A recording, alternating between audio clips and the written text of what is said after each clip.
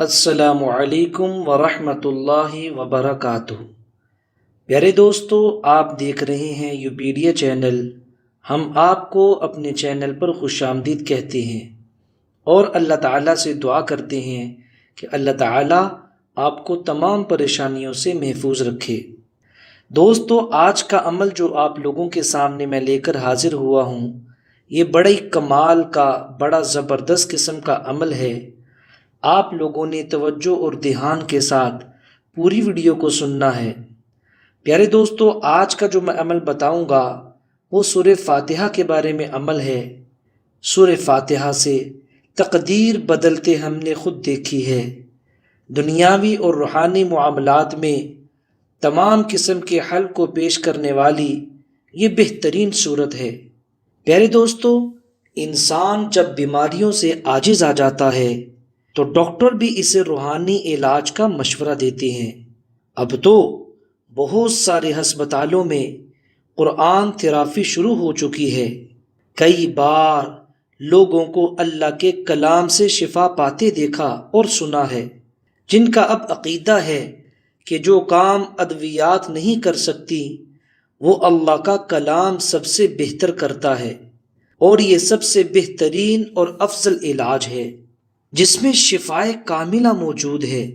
پچھلے دنوں ایک صاحب جو سرکاری ادارے میں اچھی پوسٹ پر ہیں، وہ بتا رہے تھے کہ انہیں جسمانی طور پر نقاہت اور بے چینی بہت ہونے لگی۔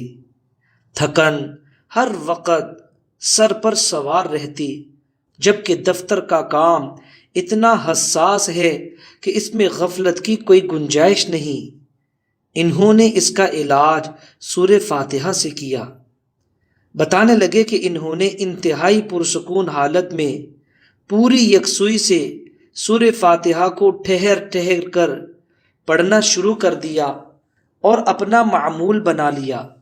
اس کے بعد بدن اور دماغ میں چستی پیدا ہو گئی۔ ان کا ہر کام آسان ہونے لگا اور ہر کام کے اندر ان کا دل لگنے لگا۔ بڑی سے بڑی جو ان پہ مصیبت اور آفت آئی ہوئی تھی، سورہ فاتحہ کے ذریعے سے وہ تمام مشکلات دور ہوتی چلی گئیں۔ ان کی بیٹی کا رشتہ نہیں ہو رہا تھا، جس کے لیے انہوں نے سورہ فاتحہ پڑھ کر اللہ سے دعا کی تو انتہائی معقول رشتہ آ گیا۔ ان کا ایمان ہے کہ سورہ فاتحہ کی برکت سے ان کی زندگی بدل گئی ہے۔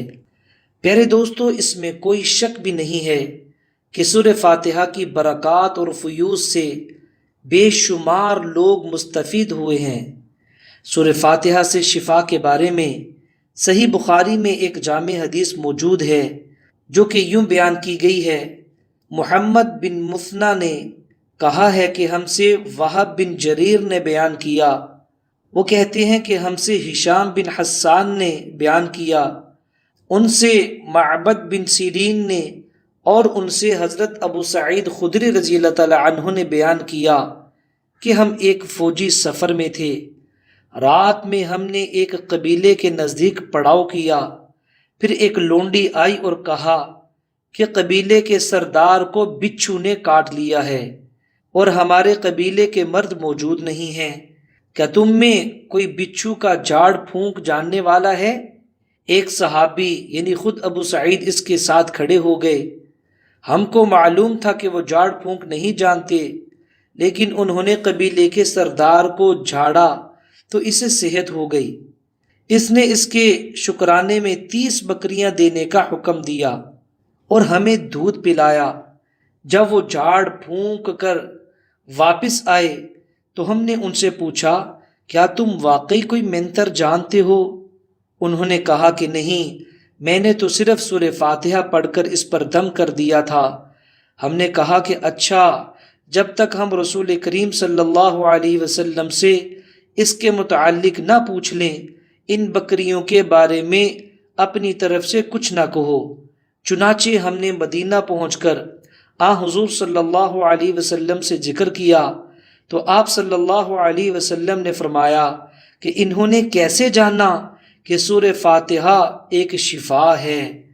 پیارے دوستو،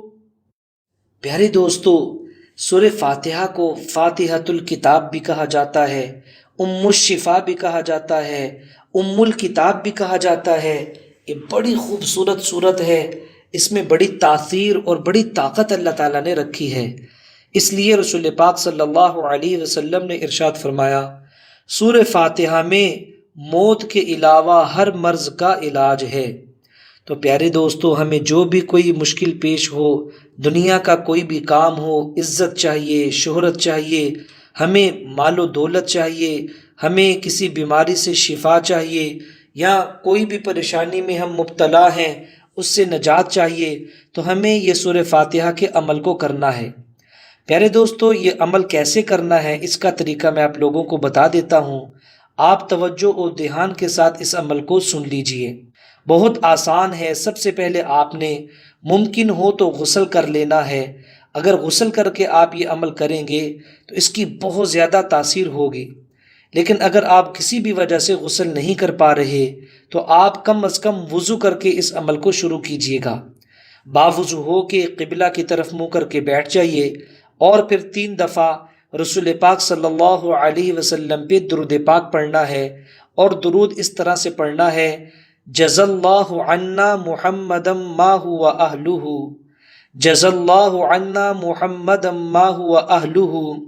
اگر یہ درود آپ کو نہیں آتا تو کوئی دوسرا درود پاک بھی آپ پڑھ سکتے ہیں۔ پیارے دوستو، درود پاک پڑھنے کے بعد آپ نے صرف 21 دفعہ سورہ فاتحہ پڑھنی ہے۔ 21 بار سورہ فاتحہ پڑھنے کے بعد پھر آخر میں آپ نے 3 دفعہ درود پاک پڑھنا ہے، اور پھر جس مقصد کے لیے بھی آپ اللہ سے دعا مانگیں گے، آپ اپنی آنکھوں کے ساتھ اللہ کی غیبی طاقت کو اور نظام کو حرکت میں آتا ہوا دیکھ لیں گے۔ اللہ تعالیٰ آپ کو مالا مال کر دیں گے، اللہ تعالیٰ آپ کی مشکلات کو دور کر دیں گے، اللہ تعالیٰ آپ کے اوپر آسانیوں والا معاملہ فرمائیں گے، آپ خوشحال ہو جائیں گے۔ پیارے دوستو، آپ کے لیے ہمارے اس چینل پر بہت ہی خوبصورت ویڈیوز اذکار کی شکل میں اور وظائف کی شکل میں موجود ہیں۔